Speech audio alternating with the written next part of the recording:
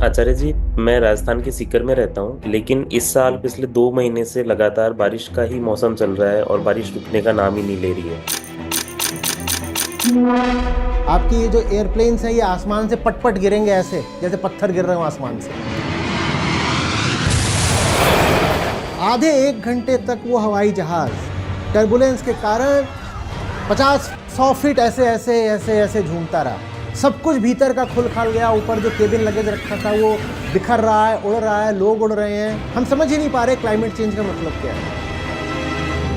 आपको सड़क पे छोड़ दिया जाए साहब और तापमान है 55 डिग्री दिल्ली में, आप कितनी देर तक जिंदा रहोगे? कितने दिन तक नहीं कह रहा हूँ, कितनी देर तक जिंदा रहोगे ये बताओ, कितनी देर तक जिंदा रहोगे? और भारत में तो जितने भी हुए उनमें से एक का भी पॉजिटिव इम्पैक्ट है। भारत कुछ कर ही नहीं रहा है, भारत तो कुछ नहीं कर रहा है। हम विश्व गुरु हैं, हमें विकास चाहिए। अभी आचार्य जी, यूएस प्रेसिडेंशियल इलेक्शन की भी बात चल रही है, तो उसमें भी आया है कि जैसे डोनाल्ड ट्रंप जी जो खड़े हो रहे हैं वहाँ डोनाल्ड ट्रंप कह रहे हैं कि कोल माइनिंग जो रुकी हुई थी और जो कोल ऊर्जा थी मैं उसको वापस लेके आऊंगा, I will raise coal from the dead. और जो हवस के सौदागर हैं वो इन्हीं दो तरीकों पर उंगली उठाते हैं और आपको समझने नहीं देना चाहते कि तुम्हारी जीडीपी की अंधी हवस और तुम्हारे बच्चा पैदा करने की हवस, इन्होंने ही जीवन को बर्बाद कर दिया है।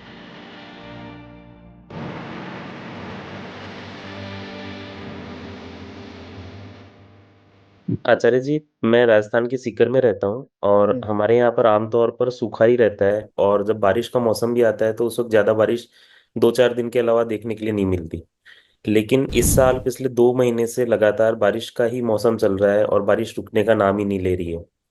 और इसके चलते मैंने ये भी पाया है कि जहाँ पर सरकारें जीडीपी बढ़ाने के लिए पूरी कोशिश कर रही है, और जितने पूंजीवादी वर्ग हैं वो सब बोलते हैं कि भारत को इतना आगे ले जाना है कि और इकोनॉमी बढ़े, लेकिन मेन ये देख पा रहा हूँ कि भाई पूरा व्यापार तो ठप पड़ा है पिछले 2 महीने से। जो मतलब बारिश चल रही है तो उसके कारण से अलग अलग प्रकार के जितने व्यापारिक गतिविधियां थी वो भी सब एकदम डाउन चल रही हैं। तो क्लाइमेट चेंज के ऊपर यदि ध्यान नहीं देंगे तो ये चीज भी पूरी तरीके से सही तरीके से जो हम सोच रहे हैं कि जीडीपी को आगे ले जाएंगे वो ले जाएंगे, वो भी सही से नहीं कर सकते।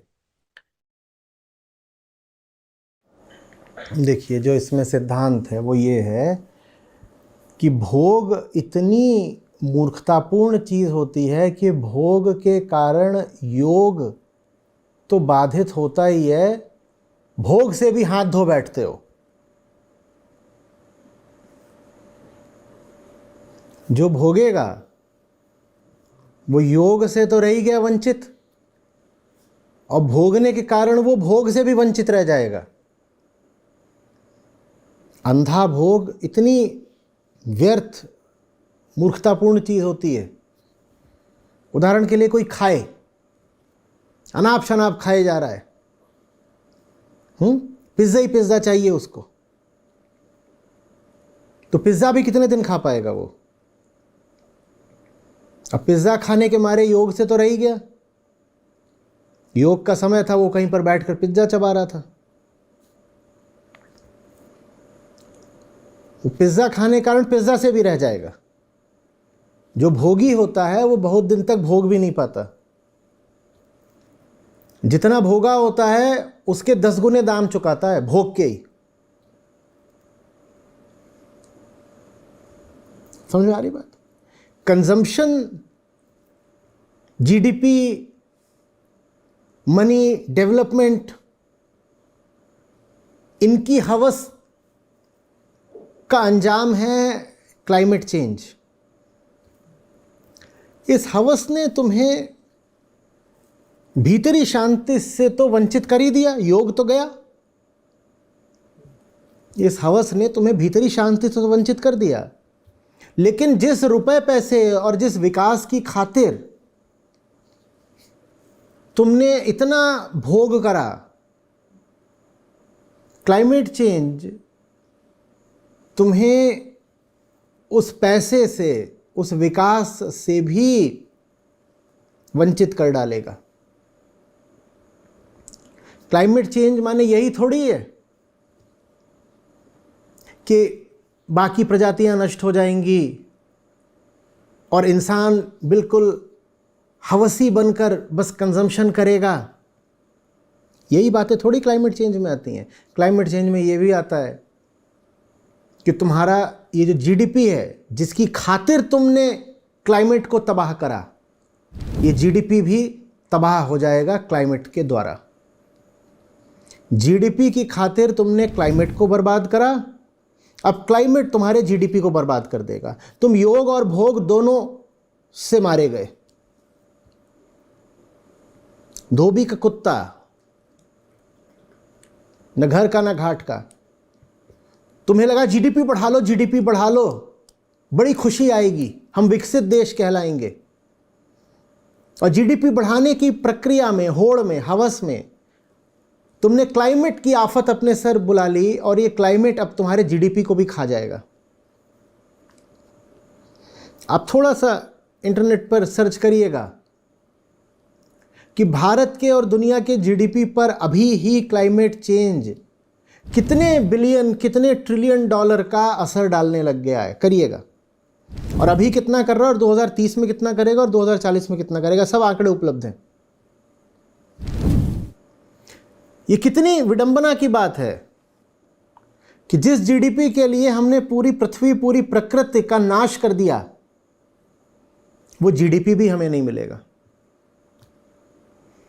आइदर और भी नहीं हुआ है, ऐसा भी नहीं हुआ है कि तुमको संसार मिल गया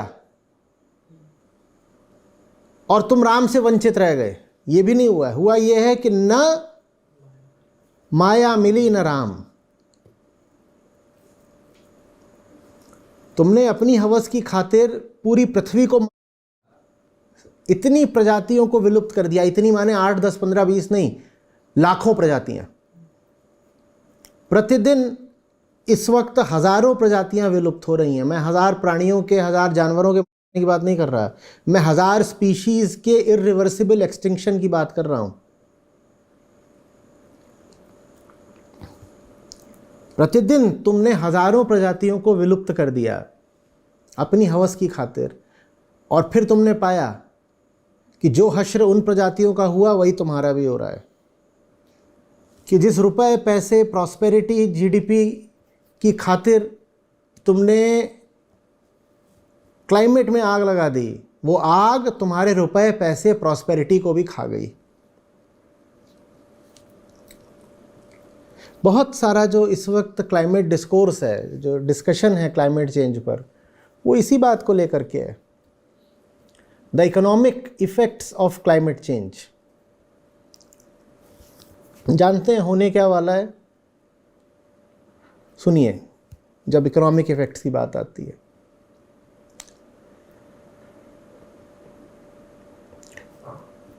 क्लाइमेट चेंज का सबसे बुरा असर दुनिया के उन क्षेत्रों पर पड़ने वाला है जहां सबसे ज्यादा अन्न उगाया जाता है। सबसे ज्यादा अन्न ठंडी जगहों पर तो उगाया नहीं जाता। ट्रॉपिकल और टेम्परेट रीजन्स में ये उगता है। यही वो जगहें हैं जहां से पूरी दुनिया को खाद्य पदार्थों की, ग्रेन्स की, अन्न की सप्लाई, आपूर्ति होती है। और यही वो जगहें हैं जहां दुनिया की सबसे गरीब आबादी बसती है। और यही वो जगहें हैं जिन पर समुद्र तल के बढ़ने का सबसे बुरा असर पड़ेगा। और यही वो जगहें हैं जहां पर लोग अशिक्षित भी हैं। तो होने क्या जा रहा है? होने ये जा रहा है कि जहां पर दुनिया का सबसे ज़्यादा फूड प्रोडक्शन होता है, उन्हीं जगहों पर क्लाइमेट चेंज का सबसे बुरा असर पड़ेगा। तो माने फूड प्रोडक्शन ज़बरदस्त तरीके से गिरेगा। अभी ही गिर रहा है। भारत में पिछले साल जो फूड आइटम्स के दाम महंगे हुए, उसमें खुद भारत सरकार कह रही है कि क्लाइमेट चेंज का बड़ा रोल है। तो जिन जगहों पर फूड प्रोडक्शन होता है, उन जगहों पर क्लाइमेट चेंज का सबसे बुरा असर पड़ेगा, फूड प्रोडक्शन गिरेगा। जिस एरिया में फूड प्रोडक्शन होता है उसमें से काफ़ी बड़ा एरिया पानी के नीचे आ जाएगा क्योंकि सी लेवल राइज करेगा। तो पर यूनिट लैंड जो प्रोडक्शन होता था फूड का वो मारा गया, ठीक है, क्योंकि वेदर कंडीशन चेंज होंगी तो जो क्रॉप उगती थी वो कैसे उग जाएगी भाई। साधारण आप चीज़ें ले लो, मेज़, मिलेट्स, वीट, राइस, जो भी है आपकी सब्जियां, ये एक ख़ास मौसम में ही उग सकते हैं ना। इन्हें एक ख़ास तरीके का तापमान चाहिए, वर्षा चाहिए, कई बार तो ह्यूमिडिटी चाहिए, तब ये उग सकते हैं। हवाएं भी चाहिए, जैसी बहुत ज़ोर की अगर हवा हो गई तो बहुत सारे फल हैं उदाहरण के लिए और सब्जियां हैं जो हो ही नहीं पाएंगे। आंधियां आ रही हैं तो नहीं हो पाएगा। बेमौसम जो बारिश हो जाती है उसका फसलों पे क्या असर पड़ता है ये आप किसानों से पूछिए, उन्हें पता है। तो जो ये मौसम के बिगड़ने का कार्यक्रम चलेगा, इससे फसलों पर बड़ा ज़बरदस्त कुप्रभाव पड़ेगा। जो ज़मीन की उत्पादकता है वो एकदम कम होने वाली है, और जो कुल ज़मीन उपलब्ध है ये फसल उगाने के लिए वो भी कम होने वाली, क्योंकि बहुत सारी ज़मीन पानी के नीचे आ जाएगी। और यही वो जगह है जहां दुनिया में सबसे ज़्यादा घनी आबादी बसती है। जनसंख्या घनत्व तो इन्हीं क्षेत्रों में सबसे ज़्यादा है। बिल्कुल, जिसको आप ग्लोबल नॉर्थ बोलते हो, वहाँ घनी आबादी तो बसती नहीं। दुनिया की सबसे ज़्यादा आबादी कहाँ बसती है? Between the tropics. और यहीं पर क्लाइमेट चेंज का सबसे भीषण असर होना है। यहीं पे अन्न उगाया जाता है, यहीं पे गरीब बसते हैं। नतीजा क्या होगा? ज़बरदस्त तरीके का माइग्रेशन। ये पूरी आबादियाँ गरीबी और भुखमरी के मारे दूसरे देशों की तरफ पलायन करेंगी। 1000 या लाख लोग नहीं, सिर्फ करोड़ नहीं, 10 करोड़ लोग विवश होने वाले हैं बहुत जल्दी अपनी जगह छोड़ करके दूसरी जगहों की ओर, और शायद दूसरे देशों की ओर पलायन करने को। दूसरे देश उनको शरण देने को तैयार हो, ज़रूरी नहीं है। सीरियन रिफ्यूजी यूरोप में गए, कितना बड़ा मसला बना। रोहिंग्या शरणार्थियों का आप मसला जानते ही हैं कितना बड़ा है। ये 10 करोड़ लोगों को शरण कौन देने वाला है? कोई नहीं। लेकिन ये घुसेंगे क्योंकि इनके पास तो अब ज़मीन ही नहीं है। ज़मीन तो पानी के नीचे चली गई, तो कहाँ रहें? तो दूसरी तरफ को भागेंगे। और इनके पास खाने को अन्न नहीं है तो भागेंगे। फिर राष्ट्रों के बीच होंगे युद्ध। क्लाइमेट चेंज बहुत बड़ा कारण बनेगा अगले विश्व युद्ध का। देश ही मिट गया, देश की बहुत बड़ी ज़मीन तो समुद्र खा गया, तो देश ही नहीं बचा। तो क्या करेगा फिर? वो कहेगा दूसरे की ज़मीन हड़पूंगा और क्या करूंगा। और वो कोई ना कोई तर्क निकालेगा। वो कहेगा देखो मेरी ज़मीन खोई है क्लाइमेट चेंज की वजह से, और क्लाइमेट चेंज के जिम्मेदार तुम हो, तो मैं तुम्हारी ज़मीन ले लूंगा। और आप अच्छे से जानते हो कि जब वॉर होता है तो जीडीपी का क्या होता है। आप बहुत अच्छे से जानते हो। आपसे कहा जाए कि 1940 और 45 के बीच में साहब यूरोप का जीडीपी ग्रोथ रेट बताइए, तो आप हंसने लग जाओगे, बोलोगे वॉर के समय कोई जीडीपी ग्रोथ रेट होता है? सारी इकोनॉमी फिर वॉर एफर्ट्स में झोंक दी जाती है। उस समय जीडीपी का क्या है? कुछ नहीं। आपसे कहा जाए 1965 और 1971 में भारत का जीडीपी देखिएगा, उन 2 सालों में जीडीपी ग्रोथ रेट कितना है, तो आपको समझ में आएगा कि जब वॉर चल रहा होता है तो जीडीपी ऐसे गिरता है। कौन सा प्रोडक्शन? उस समय बस एक इंडस्ट्री होती है जो मुनाफा कमाती है, Wars industry, weapons industry, ammunitions, और जो कुछ भी सैनिकों के और युद्ध के काम आ रहा होता है वो बस मुनाफा कमाता है, बाकी कुछ नहीं मुनाफा कमाता, सब बर्बाद हो जाता है। पूरे के पूरे शहर खलाक हो जाते हैं, ऐसी बॉम्बिंग हो रही है। कौन सा जीडीपी? वॉर चल रहा है, आप क्या रेगुलर ऑफिस जाओगे काम करने? वॉर चल रहा है कि आपको इंटरनेट मिलता रहेगा काम करने के लिए? वॉर चल रहा है, किसान जाकर के क्या फसलों पे काम करेगा, खेतों में? तो ये हमें भयानक सज़ा मिलने वाली है कि जिस प्रॉस्पेरिटी और पैसे के लिए हमने पूरी पृथ्वी बर्बाद कर दी, हमसे वो प्रॉस्पेरिटी भी छिनने वाली है।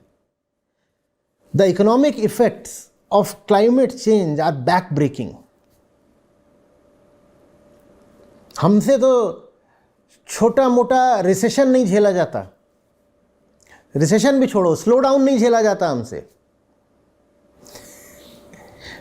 इकोनॉमी 7% की जगह 4% पे ग्रो करने लगे, ग्रो ही कर रही है, बस 7 की जगह 5 हो जाए तुम्हारी हालत खराब हो जाती है। अरे ये क्या हो गया, ये क्या हो गया। कितनी इंडस्ट्रीज हैं जो कोलैप्स करने लग जाती हैं। हाँ, क्लाइमेट चेंज इतना ही नहीं करेगा कि वो 7% का 5% कर देगा, वो 7 को 0 से भी नीचे कर देगा। इसी तरह से जो मेडिकल कॉस्ट्स हैं क्लाइमेट चेंज की, थोड़ा उनके बारे में आप पढ़िएगा। कई ट्रिलियन डॉलर की सिर्फ मेडिकल कॉस्ट है क्लाइमेट चेंज की। और ये तो अभी एस्टिमेटेड कॉस्ट्स हैं on the basis of known variables. Known अभी हो क्या रहा है साहब कि जैसे जैसे ये ग्लेशियर पिघल रहे हैं, पुराने वायरस, लाखों करोड़ों साल पुराने वायरस जो इन ग्लेशियर्स के नीचे तब से सोए पड़े थे। वायरस ऐसी चीज होती है, वो कुछ हद तक केमिकल की तरह होती है। जैसे केमिकल कभी नहीं ना, आप कहीं पे नमक छोड़ दीजिए तो ऐसा थोड़ी है कि 100 साल बाद 500 साल बाद। वायरस में भी कुछ गुण सिर्फ मटेरियल के होते हैं, मटेरियल की तरह होता नहीं कभी। तो लाखों साल पुराने वायरस भी ग्लेशियर्स के नीचे सोए पड़े रहते हैं, डॉर्मेंट। उनके ऊपर बर्फ पड़ी हुई थी तो ग्लेशियर, वो जो वायरस है, कुछ कर नहीं सकता। अब वो बर्फ पिघल रही है, दुनिया के बड़े बड़े ग्लेशियर साफ हो चुके हैं। कई पर्वत जिनकी चोटियां कभी किसी ने देखी नहीं थी क्योंकि वो सदा हिम के नीचे दबी रहती थी, उनकी चोटियां अब नंगी खड़ी हैं। कभी किसी ने उन चोटियों को आज तक देखा ही नहीं था, उन पर सदा बर्फ रहती थी। एक चीज होती है जिसको बोलते हैं स्नो लाइन। स्नो लाइन का अर्थ होता है वो ऑल्टीट्यूड जिसके ऊपर बर्फ परमानेंट होती है। स्नो लाइन ही बिगड़ गई है। जहां लाखों साल तक बर्फ थी और जहां कभी पत्थर और जमीन देखे नहीं गए, वहां बर्फ गई। पहली बार हुआ इतिहास में मनुष्य के। तो वायरस निकल के आ रहे हैं और ये अननोन वायरसेस हैं। ये जो करेंगे उसकी तो मेडिकल कॉस्ट अभी कैलकुलेट भी नहीं हुई है। एक अननोन वायरस आ गया जो नोवेल कोरोना वायरस था, और कोविड ने चाहे विकसित देश हो, अविकसित देश हो, अमेरिका हो, चीन हो, भारत हो, सबकी कमर तोड़ के रख दी पूरे 2-2.5 साल तक। और कोविड से कहीं ज्यादा खतरनाक, ज्यादा कंटेजियस और ज्यादा फेटल। कंटेजियस माने संक्रामक और फेटल माने प्राणघातक वायरस इन बर्फों के नीचे से निकल करके अब सामने आ रहे हैं। और अभी तक तो मेडिकल फ्रेटर्निटी को ये पता भी नहीं है कि वो कौन से वायरस हैं, क्योंकि वो तो छुपे हुए थे, क्या पता कौन है। बस वो हैं हजारों वायरस, वो निकल के आ रहे हैं। हजारों माने हजारों अलग अलग स्पीशीज के वायरस हैं वो। और उसकी जो मेडिकल कॉस्ट होगी वो गिनिए कितनी है। ये करा है क्लाइमेट चेंज ने। एक तो समस्या क्या हो जाती है ना, हम ऐसे बात करते हैं, अच्छा औसत तापमान 1.5 डिग्री बढ़ गया, तो हमें लगता है 1.5 डिग्री तो कुछ होता ही नहीं। जो वार्निंग देने भी आते हैं वो बोलते हैं 3 डिग्री बढ़ गया, 4 डिग्री बढ़ गया। हम कहते हैं 3-4 डिग्री ठीक है, 30 का 35 हो जाएगा, 36 का 40 हो गया। हमें लगता है जैसे हमारे कमर के नाप की बात हो रही है कि 36 की कमर थी, बहुत खा पी लिया, 40 हो गई तो कोई पहाड़ थोड़ी टूट पड़ा। वैसे ही 36 डिग्री औसत तापमान था, 40 हो गया तो क्या हो गया साहब? वो औसत है। जो एक्सट्रीम्स हैं वो 10-10, 15-15 डिग्री ऊपर नीचे होने वाले हैं। नीचे कम, ऊपर ज़्यादा। एवरेज टेम्परेचर राइज होगा 3 डिग्री 5 डिग्री। जो एक्सट्रीम है वो 10-15 डिग्री ऊपर जाएगा। और आपका कोई भी सिस्टम उतना टेम्परेचर राइज झेलने के लिए बना ही नहीं है। आपकी ये जो एयरप्लेन्स हैं ये आसमान से पट-पट गिरेंगे ऐसे जैसे पत्थर गिर रहे हो आसमान से। क्योंकि ग्रीन हाउस इफेक्ट का मतलब होता है कि एटमॉस्फेयर में एनर्जी बढ़ गई है। ग्रीन हाउस गैसेस एनर्जी ही तो ट्रैप कर रहे हैं ना। मीथेन है, कार्बन डाइऑक्साइड है, वाटर वेपर है, नाइट्रस ऑक्साइड है, क्या कर रहे हैं? ये एनर्जी ट्रैप कर रहे हैं। वो एनर्जी क्या करेगी? वो अपर एटमॉस्फेयर में भी टर्बुलेंस बनेगी। टर्बुलेंस क्या चीज होती है? हवा। आपके जो प्लेन की डिजाइन है, जो विंग्स हैं, वो उतनी टर्बुलेंस के लिए बनी नहीं है, उनकी डिज़ाइन हुई थी नॉन क्लाइमेट चेंज एरा में, जब क्लाइमेट चेंज उतना बड़ा खतरा नहीं था, उस समय एयरक्राफ्ट डिज़ाइन हुआ था। अब वो जो वहाँ जो ऊपर होगा उसके लिए तो एयरक्राफ्ट डिज़ाइंड ही नहीं है, एयरक्राफ्ट झेल भी नहीं पाएगा उतनी टर्बुलेंस को। अभी अभी हुआ है सिंगापुर के ऊपर या साउथ ईस्ट एशिया में किसी जगह पर हुआ है, एक हवाई जहाज़ है, उसके इंजन में कोई ख़राबी नहीं, उसकी कोई मिड एयर कोलिजन भी नहीं हो रहा है कि कहीं भीड़ भुड़ गया है, कुछ भी नहीं हुआ है, कोई उसकी हाईजैकिंग नहीं हो रही है, सिर्फ टर्बुलेंस इतनी थी कि उसके अंदर एक आदमी और 20 लोग घायल हो गए। अभी मुश्किल से महीने 2 महीने पहले की बात है।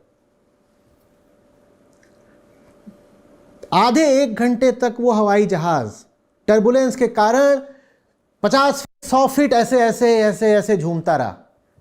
सब कुछ भीतर का खुल खाल गया, ऊपर जो केबिन लगेज रखा था वो बिखर रहा है, उड़ रहा है, लोग उड़ रहे हैं। एक बेचारा तो वहीं पे फ्लाइट के अंदर ही, और दर्जनों लोग बुरी तरह घायल हुए हैं। हम समझ ही नहीं पा रहे क्लाइमेट चेंज का मतलब क्या है। क्लाइमेट चेंज माने एनर्जी। ये जो आपका एटमॉस्फेयर है इसमें ज़बरदस्त तरीके से एनर्जी बढ़ जाएगी, और वो एनर्जी अब कुछ भी करेगी। वो अधिक बारिश कर सकती है और कम बारिश कर सकती है, वो भारी तापमान बढ़ाएगी और भारी अंधड़ लेकर के आएगी। एकाएक अंधड़ आएगा, और ऐसा अंधड़ जैसा आपने अपने जीवन में देखा नहीं। और वैसा अंधड़ झेलने के लिए आपका घर भी डिज़ाइन नहीं है, आपकी कार नहीं डिज़ाइंड है। जो लोग मारुति 800 पर चले होंगे उनको याद होगा कि मारुति 800 जब किसी ट्रक के बगल से निकलती थी तो कांपती थी।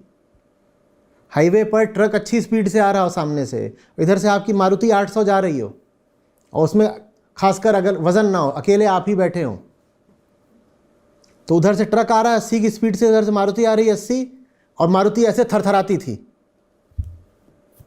ये हमारी कारों का डिज़ाइन होता है। और कार को तो और ज़्यादा लाइट वेट करा जाता है ताकि वो फ्यूल एफिशिएंट हो जाए, और फ्यूल एफिशिएंट करना पड़ेगा क्लाइमेट चेंज रोकने के लिए। और तुम कार को जितना हल्का बनाओगे वो उड़ ही जाएगी। ठीक है, यह अतिशयोक्ति है, पर बात को समझिए। मैं कहना चाह रहा हूं कि आपका कोई भी सिस्टम, चाहे वो मेडिकल सिस्टम हो, इकोनॉमिक सिस्टम हो या ट्रांसपोर्टेशन सिस्टम हो, वो डिज़ाइन नहीं है क्लाइमेट चेंज को झेल पाने के लिए। और दुनिया की उस आबादी का सोचिए जो गरीब है, जो सड़कों पर रहती है। 10 डिग्री तापमान अगर 2 दिन भी बढ़ा रहा तो क्या वो जिंदा रह जाएंगे?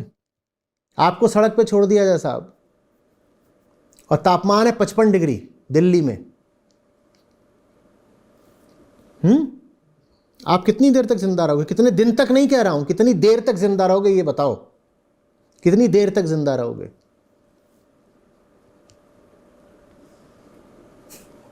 और फीडबैक साइकिल शुरू हो चुके हैं, जो सबसे खतरनाक बात है। फीडबैक साइकिल क्या होता है?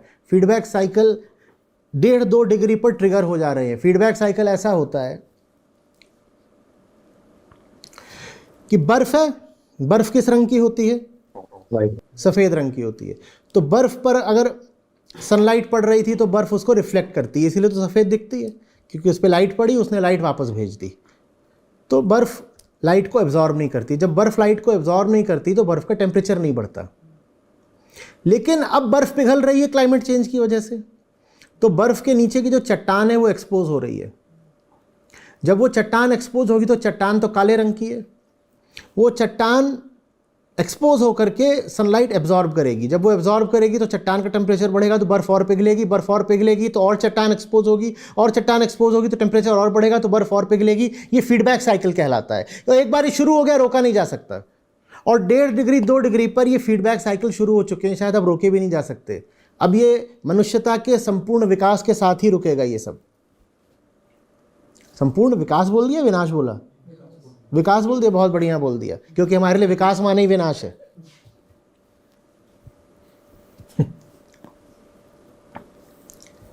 दुनिया का सबसे बड़ा जो सिंक था कार्बन डाइऑक्साइड सोखने का, वो क्या है? वो ओशंस हैं। और ओशन जब कार्बन डाइऑक्साइड सोखता है तो उससे क्या बनेगा? उससे कार्बोनिक एसिड बनेगा। ओशंस हमारे एसिडिक होते जा रहे हैं, और दुनिया की 80% स्पीशीज ओशन में रहती हैं। हम उनसे कह रहे हैं तेजाब में जियो। हम उनसे कह रहे हैं एसिड में जियो, क्योंकि कार्बन डाइऑक्साइड ओशन सोख रहा है। ओशन के साथ समस्या बस ये थोड़ी है कि ओशन लेवल राइज कर रहा है, ओशंस आर बिकमिंग एसिडिक। मछली एसिड में कैसे जी ले?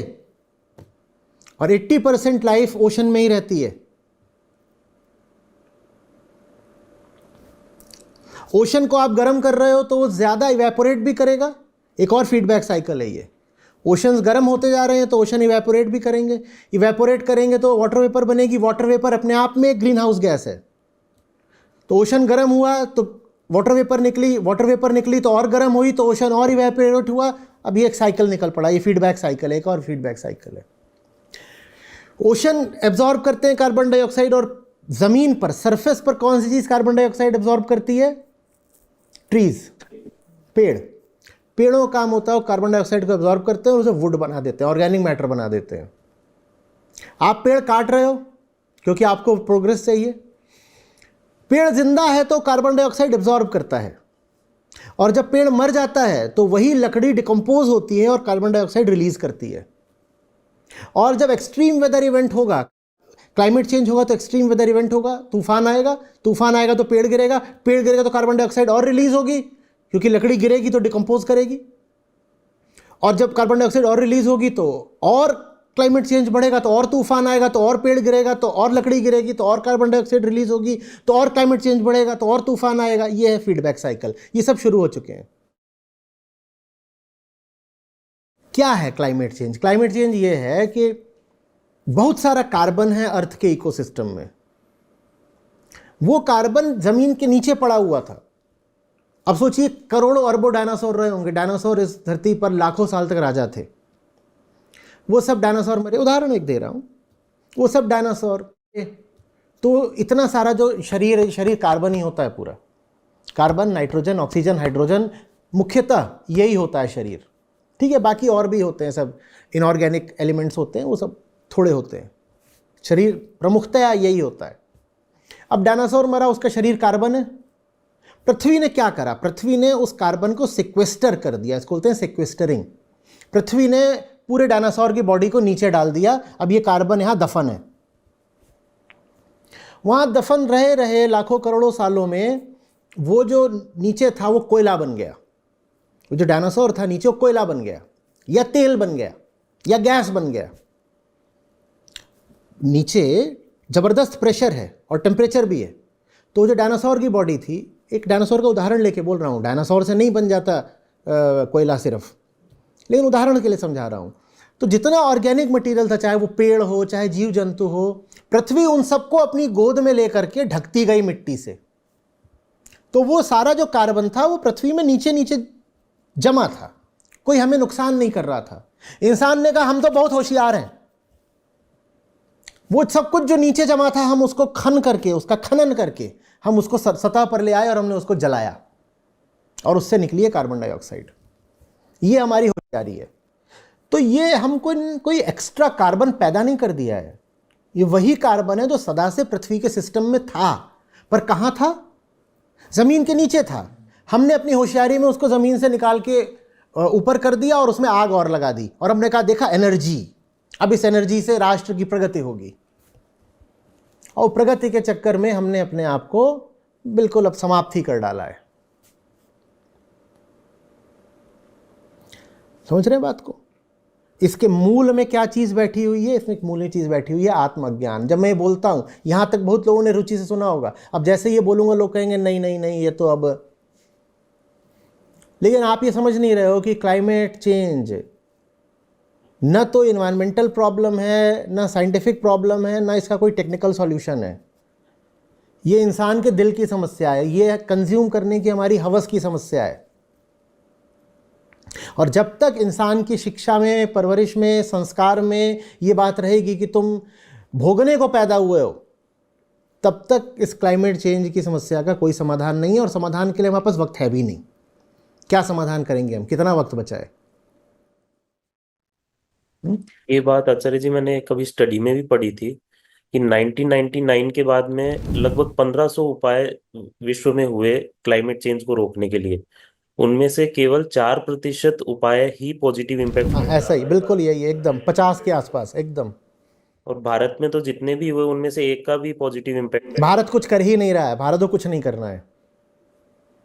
हम विश्व गुरु हैं, हमें कुछ नहीं करना है, हमें विकास चाहिए।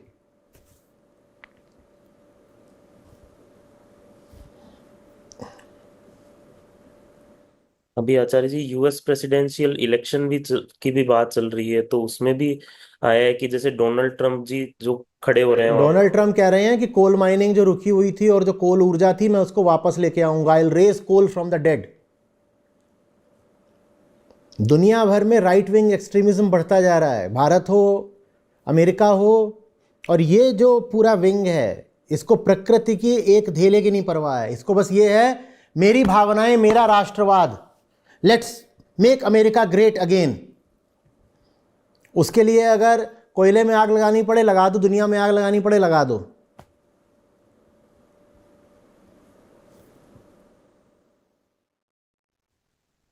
इसकी आचार्य जी एक रिपोर्ट भी आई थी कि एक कार्बन ब्रीफ करके यूके स्थित एक संस्थान है, उन्होंने बताया था कि इस साल की शुरुआत में नवंबर के राष्ट्रपति चुनाव में यदि डोनाल्ड ट्रंप की जीत हो जाती है तो 2030 तक अमेरिकी उत्सर्जन में 4 अरब टन की अतिरिक्त वृद्धि हो सकती है, और इससे 900 अरब डॉलर का से अधिक का वैश्विक जलवायु नुकसान होगा। ये जब भी ऐसे बोला करें ना, तो इसको हमेशा प्रतिशत के तौर पे बताया करें, नहीं तो लोगों के लिए आप बोले 9 लाख टन कार्बन डाइऑक्साइड, आप बोले 9 करोड़ टन कार्बन डाइऑक्साइड, लोगों के लिए सब एक बराबर होता है। तो जब भी कभी आप क्लाइमेट अवेयरनेस का काम करें तो परसेंटेज के तौर पे बताएं, नहीं तो ये फिगर्स मीनिंगलेस हो जाते हैं। उदाहरण के लिए 280 ppm था 1850 में, प्री इंडस्ट्रियल लेवल में कार्बन डाइऑक्साइड का कंसंट्रेशन। अभी कितना है? अभी 420 से 440 ppm के बीच में, और हर साल 2 ppm बढ़ता है, हर साल 2 ppm बढ़ता है। माने जितना था, जितना होना चाहिए पृथ्वी पर जीवन को बचाने के लिए, उससे 50% ज़्यादा कार्बन डाइऑक्साइड इस वक्त वातावरण में है। जितना हो सके लोगों को बताइए कि तुम्हारी हवस ने, तुम्हारी गलत फिलॉसफी ने, तुम्हारा ये जो रॉन्ग लाइफ फिलॉसफी है उसने क्या कर डाला। ये कोई टेक्निकल प्रॉब्लम नहीं हो गई है, तुम्हारी ज़िंदगी का सेंटर ही गलत है। तुम्हें बता दिया गया है कि तुम हैप्पीनेस के लिए और कंजम्पशन के लिए पैदा हुए हो। तुम्हें कोई नहीं, वो जो एल वर्ड है कोई नहीं बता रहा, लिबरेशन। तुम्हें सी वर्ड बताया जा रहा है, कंजम्पशन। जब तक ज़िंदगी का उद्देश्य लिबरेशन की जगह कंजम्पशन रहेगा, तब तक ज़िंदगी ज़्यादा चलनी ही नहीं है। हमारी शिक्षा, संस्कार, दर्शन, धर्म सब उल्टे पुल्टे पड़े हुए हैं। धर्म से मेरा आशय है लोक धर्म, नहीं तो अगर आप वास्तविक धर्म की बात करें जो दर्शन पर आधारित है, वो तो साफ बताता है कि पैदा हुए हो ताकि मुक्त हो सको, जो अपने भीतरी बंधन है उनको काट सको। इसलिए थोड़ी पैदा हुए हो कि जा कर के और ज़्यादा आइसक्रीम खाओ और ज़्यादा इधर तोड़ो उधर काटो और अपने लिए कहो कि सब काट कूट के जंगल मैंने अपने लिए महल बनाया है, या कि मैंने बहुत सारे बच्चे पैदा करे हैं, इसलिए थोड़ी पैदा हुए हो तुम। ये जो बच्चे पैदा करने वाली बात है ना, ये लोग इसकी बात ही नहीं करना चाहते। सारी बात ये है कि कार्बन एमिशन हो रहा है हमारे कंजम्पशन से, और कंजम्पशन वही तो लोग करेंगे ना जो हैं। हम प्राकृतिक जगहों की बात करते हैं, हर जगह प्राकृतिक जगह है, पर जिस जगह पर इंसान पहुंच जाता है वहां प्रकृति को काट देता है। नहीं तो हर जगह तो प्राकृतिक जगह है। जो भी प्राकृतिक जगह होती है वो आपके लिए पर्यटन की जगह बन जाती है। किसी भी जगह से इंसान को हटा दीजिए, वो जगह पर्यटन की जगह बन जाएगी। और इंसान को हटाने का मतलब ये नहीं होता है कि सारे इंसान मर जाएं। बात बस इतनी सी है कि भारत देश उदाहरण के लिए जितने लोगों का निर्वाह कर सकता है उससे शायद 4-5 गुना ज़्यादा है हमारी आबादी। दुनिया में अभी 800 करोड़ से ज़्यादा लोग हो गए। अनुमान कहते हैं कि सस्टेनेबल लेवल ऑफ पॉपुलेशन 200 से 400 करोड़ के बीच में, इससे ज़्यादा नहीं। इतने लोग हैं तो ये पृथ्वी तुम्हारा बोझ उठा सकती है, इसके आगे पृथ्वी बोझ नहीं उठाएगी। पृथ्वी के पास संसाधन ही नहीं है तुम्हारे कंजम्पशन के लिए। तुम्हें कंज्यूम करना है तो रिसोर्स होना चाहिए ना, रिसोर्स है ही नहीं तो क्या कंज्यूम करोगे, कहाँ से, क्या एक और पृथ्वी लेके आओगे।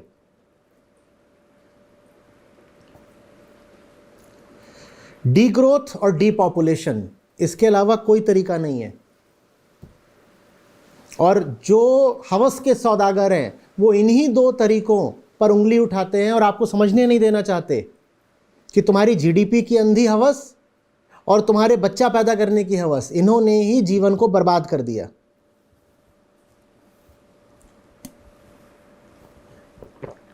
एक व्यापारी तो बोलेगा ही ना कि मुझे और बड़ी मार्केट चाहिए, तो कहते हैं आबादी और बढ़ाओ और बढ़ाओ, मेरे खुद 12 बच्चे हैं, आबादी और बढ़ाओ। और तुम्हें दिख नहीं रहा वो आबादी क्यों बढ़वाना चाहता है? ताकि उसका माल और बिके। मुनाफा और कमाए। ये हमारे लोकनायक हैं, ये हमारे रोल मॉडल्स हैं।